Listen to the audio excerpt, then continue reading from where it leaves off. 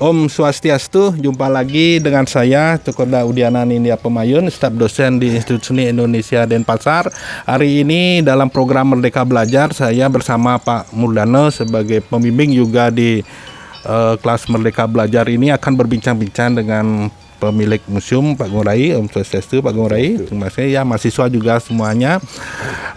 Pak Gung, kita akan to the point mantan berkaitan dengan konsep living museumnya. Ya, museum hidupnya itu salah satu ada tumbuh pohon bambu, ya.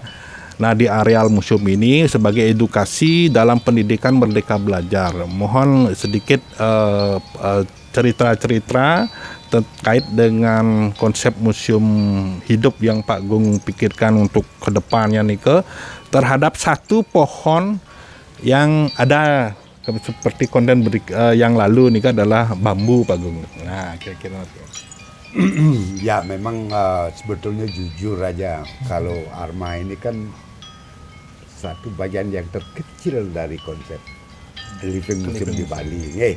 Terkecil karena kita tahu masyarakat kita atau anak-anak muda sekarang dia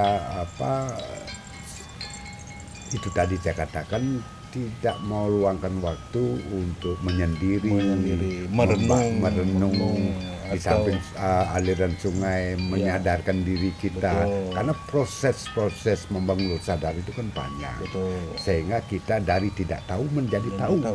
Tidak perhatian menjadi memperhatikan. Inilah sebetulnya budaya riset. Inilah budaya riset. Apapun akan menjadi sebuah pengetahuan. Gitu. Betul. Satu contoh bambu yang sederhana. Ya, bambu itu ada angklung gini. Kita tidak bisa lepas dengan bambu. Dari makanan daunnya. Satu contoh kita dibawa jual topot. Kenapa daun bambu ini yang cocok untuk membungkusnya? Tidak daun bambu ini, bambu itu. Nah, untuk packagingnya Pak. Packagingnya mungkin karena orang itu tidak sembarangan tahu memilih di antara sekian banyak. Karena aroma makan jadi enak. Itu satu contoh. Nah, dari sana kita sadar bahwa kalau kita memperhatikan alam budaya kita, tradisi kita, mereka itu sudah sangat paham setiap bambu memiliki karakter. Apakah batangnya, akarnya, daunnya gitu. Nah, maka itu kita di Bali, di Arma ini khususnya sebagian kecil dari apa yang kita sebut budaya bambu. Tapi sudah teraplikasi keseluruhan ya, termasuk karya seni, termasuk tentang kuliner, termasuk tentang musik, termasuk tentang yang lain sebagainya. Apapun mendengarkan gamelan, mendengarkan gener, tanpa bambu suaranya berbeda. Nah, mungkin gini Pak Gung, keterkaitan dari tadi nih keseluruhannya. Nah, museum hidup niki ternyata ada bambu. Sekarang kan kurang mahasiswa atau para seniman itu merenung di bawahnya itu ada apa sih kegunaan gitu. Merenung dalam arti kita mencoba itu sebenarnya orang, kalau kita perhatikan orang Prancis ya, saya suka orang-orang Eropa itu karena dia memandang satu pohon itu bisa berjam-jam. Di sana ada dialog antara pohon dengan manusia. Sebetulnya. Orang kan bengong ya, tapi sebenarnya ada sesuatu yang kita ingin tahu dari pohon ini. Artinya disupport pohon nih kalau bahasa Bali ini. Nah, Pak Mur, kira-kira dari segi estetik nih Pak Mur, kan hidup niki memerlukan sebuah kolaborasi sama keaslian dari sebuah tanaman, salah satunya bambu. Nah, kira-kira tapi dalam kehidupan gimana ya? Kalau dari kita segi estetika seninya nanti. Estetik bambu menurut saya, dan kemudian yang sering juga melukis bambu. Betul. Karena di Arma Museum istilahnya kalau Balinya buku nih, tapi ada aneh, ketek aneh nih uang satu minum manu taruh buku terakhir. Sesungguhnya kalau kita lihat dari segi estetik Niko kan keindahan ya. Semua unsur alam yang tercipta itu memiliki keindahannya masing-masing. Jadi kalau bambu dia dengan aneka warna, dengan aneka cabang yang khas, itu adalah estetik tersendiri. Kemudian direfleksikan kembali dalam wujud estetik baru. Betul. Kan kreativitas seni di situ berjalan. Betul. Nah, berarti ada sentuhan manusia sebagai pengejawantahan dari sifat kuasa Tuhan, yaitu kriya sakti, menjadi pekerjaan kita, menjadi profesi, kan gitu, menjadi profesi. Nah, kemudian jadi bambu itu tidak hanya diindahkan dalam wujud visual hidup saja, tetapi sekarang bambu itu sudah bisa dimakan, bisa diberikan, karena bambu itu sudah dibuat adang mungkin, arang ya, dibuat arang bambu. Kemudian itu pizza itu sudah dicampuri, pizza itu adalah untuk paru-paru basah. Paru-paru basah. Gitu. Nah, itu kira-kira dari segi estetika kehidupan gitu. Jadi estetika sudah fungsional. Jadi estetika sudah masuk dunia fungsional. Kemudian arang itu tidak hanya berfungsi untuk makanan, berfungsi untuk sabun. Nah, arang bambunya nih fokusnya gitu ya. Bambu sabun termasuk juga aromaterapi juga bisa. Aromaterapi di dalam kamar, kalau kamar lembab dipajang sebagai hiasan dia. Nah, dipajang menjadi hiasan gitu. Dipajang dia bisa menyerap aroma-aroma yang kurang baik di dalam kamar menjadi kesehatan. Berarti dia sehat di luar ruangan. Betul. Walaupun sudah disehat dan berikan keindahan di luar ruangan, memberikan CO2, bahkan setelah dibakar menjadi arang pun dia bisa memberikan keindahan. Nah, kita Pak nanti kira-kira tambahan sebenarnya yang perlu kita riset. Satu contoh ya, kenapa ting tali itu khusus untuk dipakai tali, untuk anyaman-anyaman. Dan juga arang, tinggali itu arang. Dan kedua, kenapa ting gading itu khusus dipakai sunari? Sunari ya. Itu kan di antara ratusan jenis bambu, kenapa ini bisa menyerap? Nah, kira-kira apa suara yang terbayang di Pak Gung Cing? Nah, inilah yang menurut yang itu dia paling atas Pak Gung gitu. Penelitian. Nah, ketika kita di kemanusiaan ini sosial ya. Maka ketika kita melakukan ritual-ritual khusus di pura, kita harus hormati itu ting gading. Ting gading itu ya. Paling tinggi posisinya. Dan semua harus hormat. Itu. Nah, ketika ada banjir ting ampel dia ngempel, dia panglima di sana dan tiap orang tabrak siapapun harus tunduk sama dia. Ya, betul.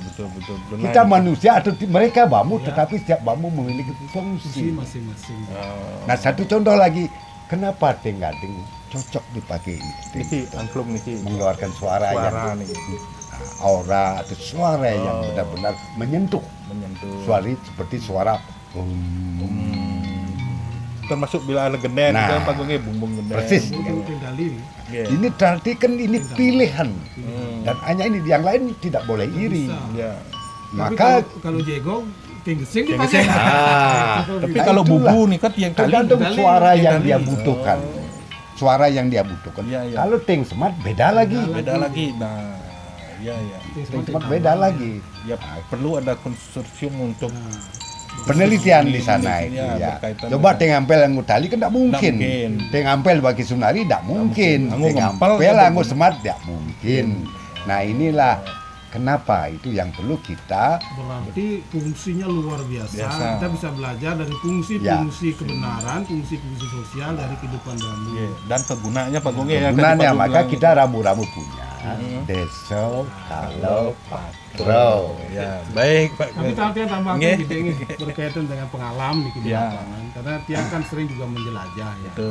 Jadi kenapa sih ting gading itu ditempatkan di pura gitu dan di atas di paling tinggi lagi ternyata pengalaman yang di Jawa Barat gitu itu kan ada orang tempat-tempat suci, tempat-tempat dikeramatkan oleh Raja Siliwangi itu orang kan cari tanda kutip cari yang ke bawah lagu ya pesugihan atau apalah gitu.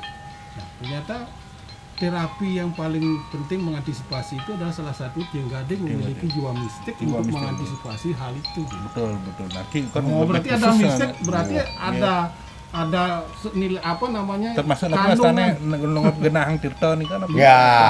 Tapi istilahnya Pak Gung berarti dia ting gading itu memiliki loh nih apa? Tapi ting gading kan kekulo tapi pekulo ya. Nah, ini kan air suci. kesucian tertentu, nilai kesucian tertentu yang bisa menyerap hal-hal yang bersifat gelap. Oh, nah mungkin nanti Niko perlu kita lagi dan banyak hal fisikanya atau bagaimana. Kenapa dimistikkan? Karena ya memang pasti mengandung sesuatu. Sama dengan kelor. Kenapa kelor itu? Karena 18 zat ada di dalamnya. Ya, berarti intinya begini, dari semua bambu Niko, bambu gading lah yang kedudukannya diposisikan oleh masyarakat paling tinggi gitu kan. Nah, ketika ada sesuatu atau yadnya besar ya. Nah juga maka dia tenggading itu tuh paling di atas itu. Sepet yang kalau pasti tenggading milih. Sepet untuk tulang itu masih tenggading. Ngambil tirta apapun tenggading. Nah, itu berarti tenggading itu memiliki sifat suci yang besar. Baik, demikian ya itu dari sisi kehidupan ya berkaitan dengan konsep ini nanti perlu dibedah ya. Mahasiswa ada pertanyaan dulu, cukup dulu apa nanti berkaitan dengan ekspresi seni nanti langsungnya. Mungkin pertanyaan saya ini dari sekian jenis bambu yang Bapak sebutkan, apakah ada jenis bambu yang tidak boleh digunakan untuk ritual ritual Hindu? Yang tidak boleh. Sebenarnya aturan tidak ada ya. Semua bambu berguna. Cuma kita harus cerdas. Kecerdasan menggunakan kita begini. Kalau teng ampel sudah tidak mungkin. Nah, tapi yang ngono kendar kok Haji, yang ngono sakan taring kan bisa. Dia fungsi beda. Fungsi untuk bangun taring temporer gitu dia tali panglima tuh. Iya paling atas betul. Nah di sini sebuah gambaran buat saya sama dengan manusia. Manusia semua punya kelebihan. Punya guna masing-masing. Mampu mendirikan museum untuk banyak orang. Saya tidak mampu. Semua punya. Nah tujuannya semua untuk kita semua. Gitu. Baik. Untuk kita nih kayak. Baik, demikian ya itu tutur bambu. Ini tutur utama sebetulnya tutur bambu itu. Saudara punya kesempatan mendengarkan sebuah budaya tutur namanya sehingga nanti saudara akan tersirat untuk mulai menulis dan mengkonstruksikan apa yang dituturkan hari ini ya. Itulah namanya mendukung program kelas Merdeka Belajar di sebuah areal ya. Demikian dari saya, mudah-mudahan konten ini dapat berguna sebagai edukasi seni dan edukasi seni budaya dalam mengekspresikan seni-seni budaya yang ada di Bali. Demikian dari saya. Terima kasih Pak Agung, terima kasih Pak Mur. Mahasiswa saya Sinap dengan Prama Santi. Om Santi Santi Santi Santi. Terima kasih.